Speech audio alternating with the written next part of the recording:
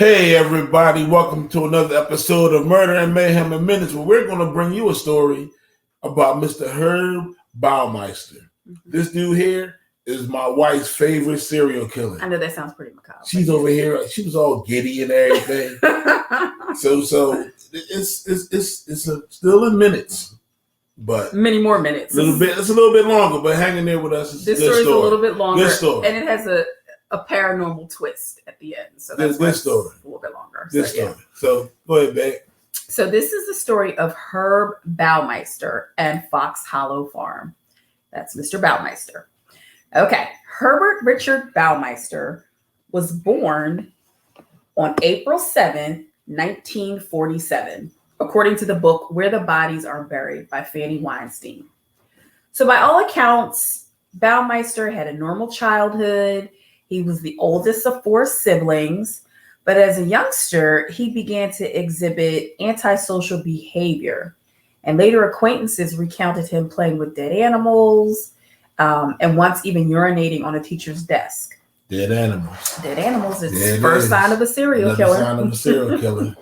All right. So it says by the time that Herb reached adolescence, his behavior had become so strange that his father took him for mental examinations. And after a series of tests, he was diagnosed with being schizophrenic. He had a 2 or more sided personality. So that's multiple personalities and schizophrenic? Mm-hmm. Wow. But now, was he schizophrenic or was one of his personalities schizophrenic? Oh, I don't know. Records don't show. There are no further records to suggest that any further treatment was sought. So even though he was diagnosed with these disorders, they were just going to let him rock out. He never got treatment for it. Mm-hmm. Yeah. During his college years, he had no direction and he dropped in and out of college for the next 4 years. He never graduated.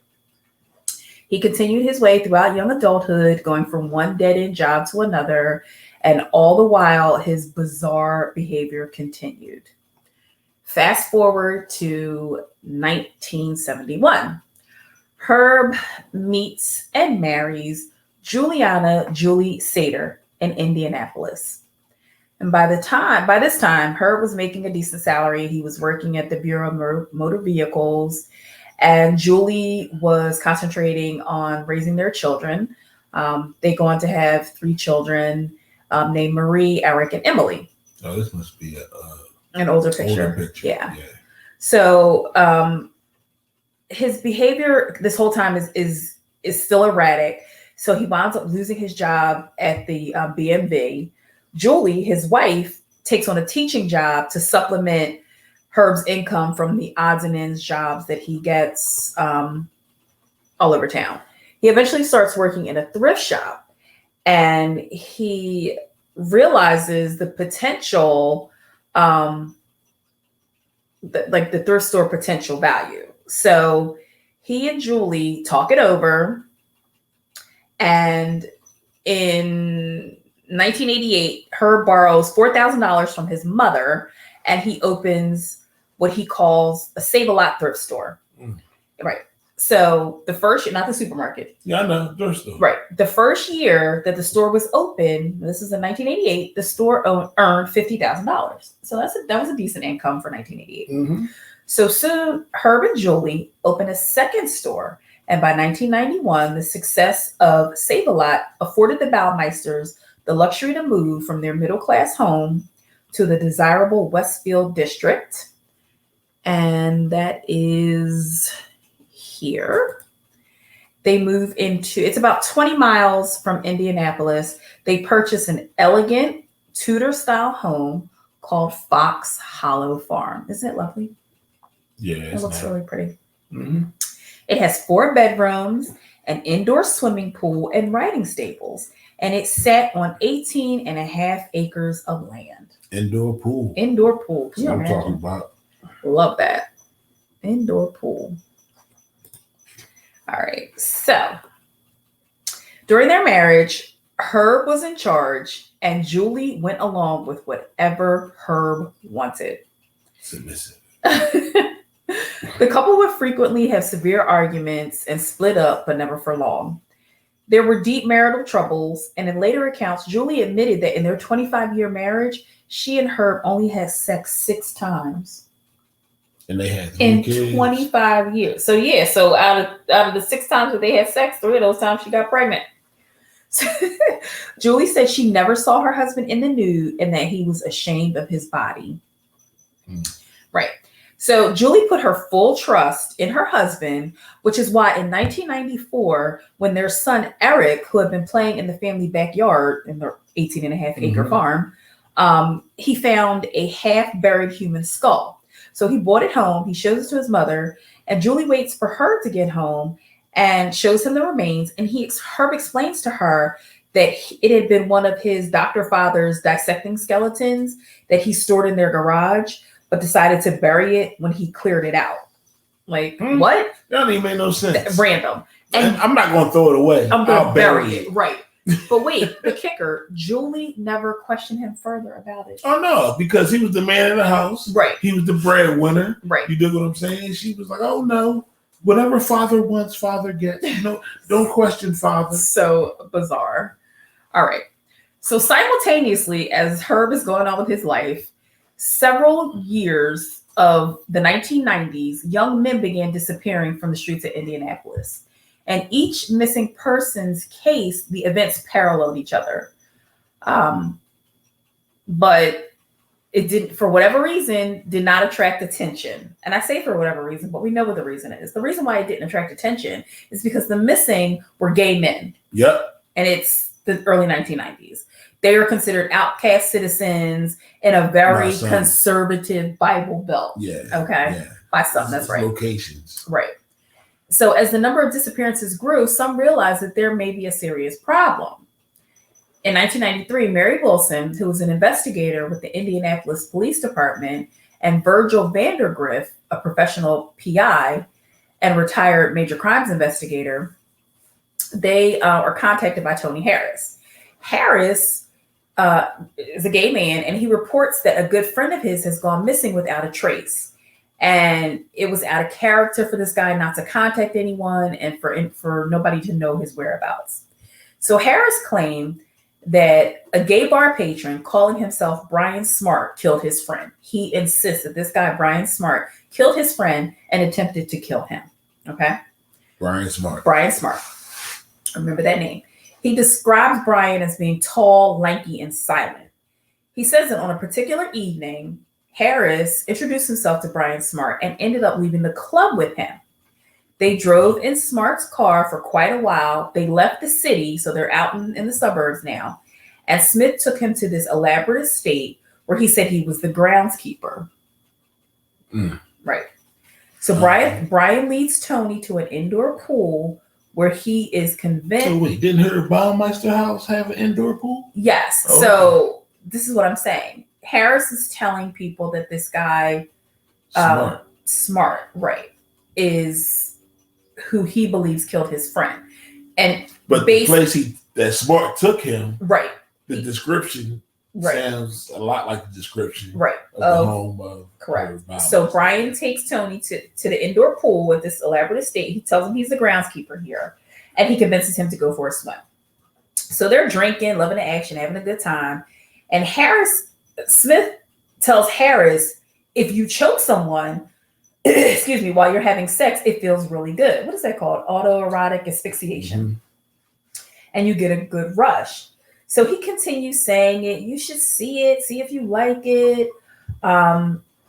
Whatever. So he's listening to the story, and he convinces Brian. I'm sorry. So now Tony is convinced that Brian is actually the one who killed his friend based off of what he's saying to him about this autoerotic asphyxiation. Okay. So by this time, Tony is so horrified. He feels compelled to do whatever Brian asks him to do because now he's fearing for his life. So he allows him to choke him while they are in the act. Okay. So he goes on to say that in the haze of whatever substance he had given him, he falls asleep.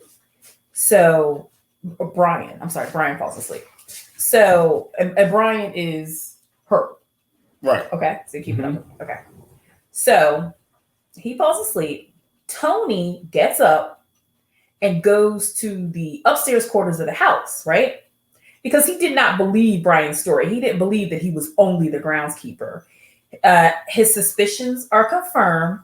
He's walking around this dark house and he comes across children's toys, women's clothing in different rooms. The place is obviously lived in and has obviously been lived in for some time. So he's trying to find out Brian Smart's real name, right? The name sounds phony to him, and he wants to be able to completely identify this guy to the police. So he goes back downstairs.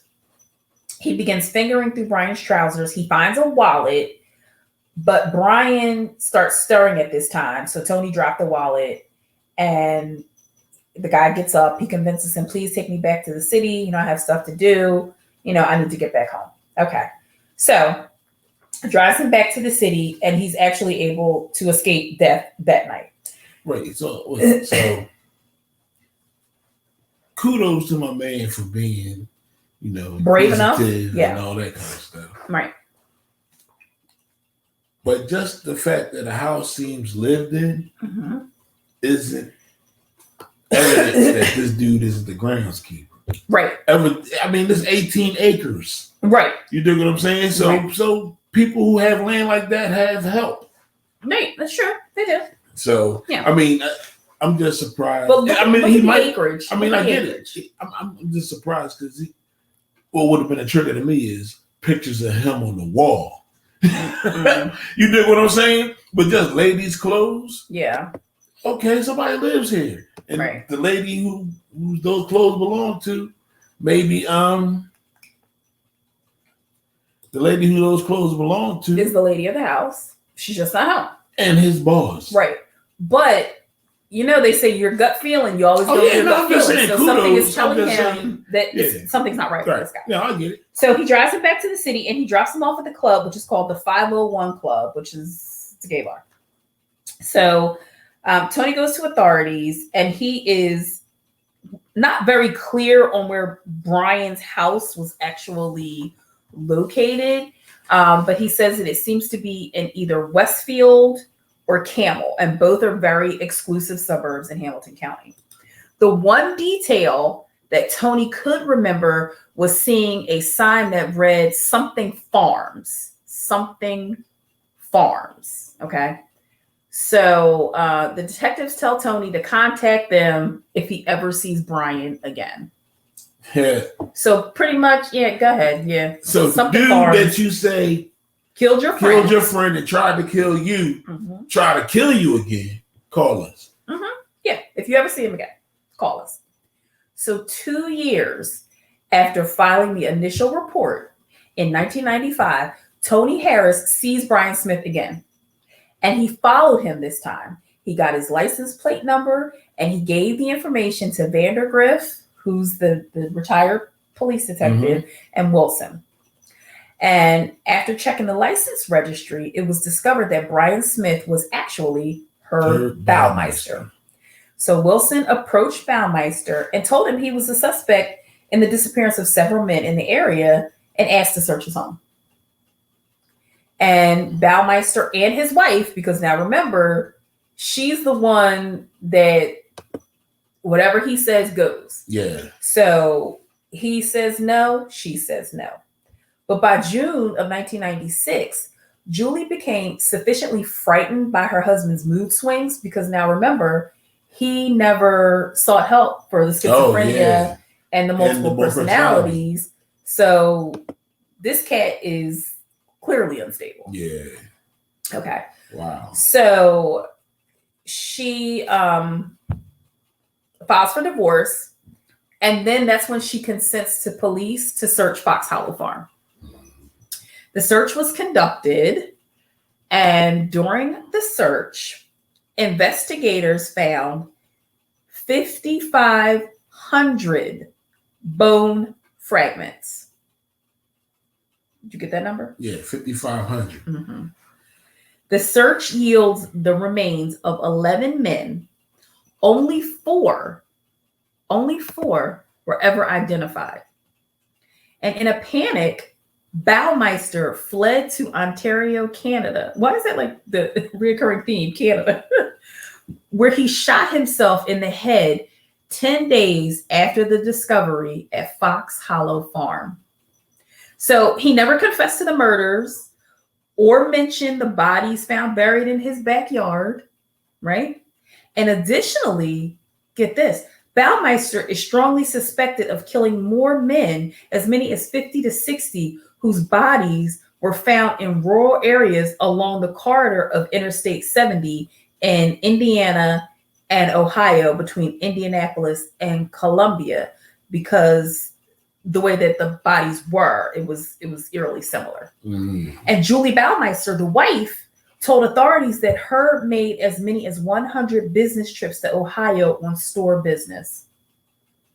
So legitimately, he up and down that corridor. Or up and down that corridor, he could have been killing folk. So now, this is where the paranormal twist comes in. You ready for this?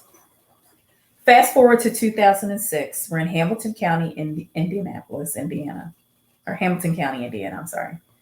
We have Rob and Vicki Graves, and they're looking for a new home for themselves and their 2 teenage sons.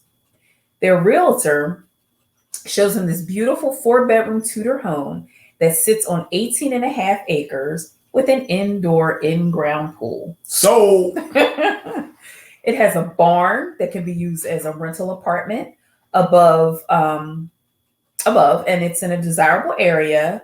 And it's available for a bargain. That to me screams red flag. So this 18-acre estate property with an indoor in-ground pool and a rental property above, like in the back, so like above the garage, right, is available at a discounted price, a bargain price.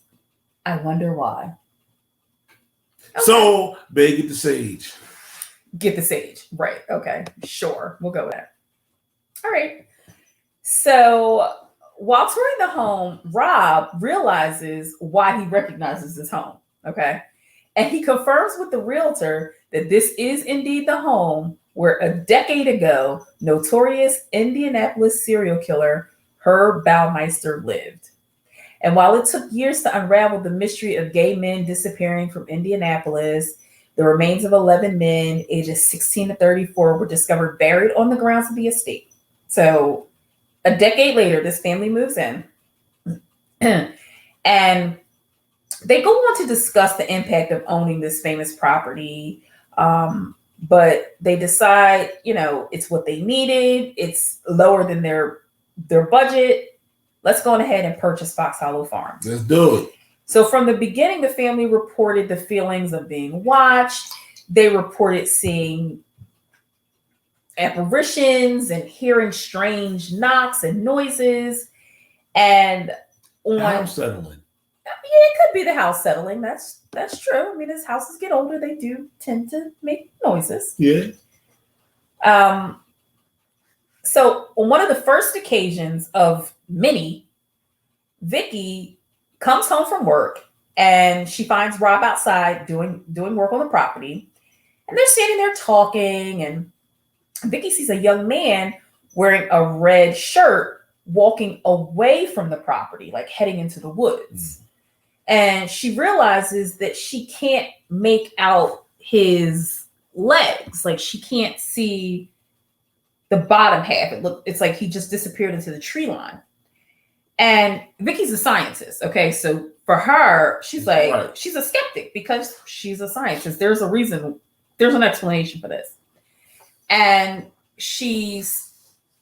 her and Rob go on to do a search, and Rob assures her that it was probably a serial killer groupie just trying to get a closer look at the house. That's still not cool.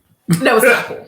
It's definitely not cool. But when you're on 18 acres, you gotta look at. But you don't go near the house. You don't go near the house. But we all know that there are serial killer groupies. Yeah. Who find their way. Because I know if we ever find ourselves in Indiana, you won't be like, oh, definitely. I'm going to Fox Hollow Farm. It's happening. Right. So Joe, this is where Joe gets introduced to the story. Joe works with the husband Rob, and he's looking for a new place to stay because his current apartment is kind of far from their office, and he tends to be late for work more times than not. So Rob offers up to Joe the rental space above the garage. Okay. So it seems like Joe is targeted more than the other family members by whatever this paranormal activity is. One night, Joe unplugged all the electrical devices in his apartment and used his cell phone to see if he could capture any EVP. And for anybody who doesn't know, that is electronic voice phenomenon. So Joe asked out loud, "Is there anyone here with me right now?" A few more times he asked, no response. His dog Fred starts growling and barking, and he can't figure out what he's growling and barking at. He doesn't see anything. He doesn't hear anything with the naked ear. Okay. So he plays the recording back, and he hears his voice say, "Is there anyone here with me right now?" And to that, a voice says back, "The married one." Now, Joe's alone in his apartment, okay? So where's this mysterious chilling voice come from? And looking back through all the newspaper clippings, Joe realizes all of Baumeister's victims were young, gay men. None of them had been married. However, Baumeister was married. So Joe believes that the voice that said the married one is Herb Baumiester. So, yeah, that's crazy. And then it says that Joe has no doubt that something is trying to connect with him, and he's convinced that it's Herb Baumeister. One day he's walking on the property and he finds a human bone. It's sent in for forensic testing, but the identity remains unknown. And it says to this day that paranormal activity continues at Fox Hollow Farms. Like, I'm sure the family is still experiencing paranormal phenomena. And that, my friends, is the story of Herb Baumeister at Fox Hollow Farm. Wasn't that a good one? It is a good story. Mm-hmm. Yeah, it needs to be turned into a movie, I think. We should work on that. Why not? All right, if you want to be a producer from Dallas, holla at us. All right, guys. Thanks so much for joining us on this episode of Murder and Mayhem in Minutes. We'll see you next time.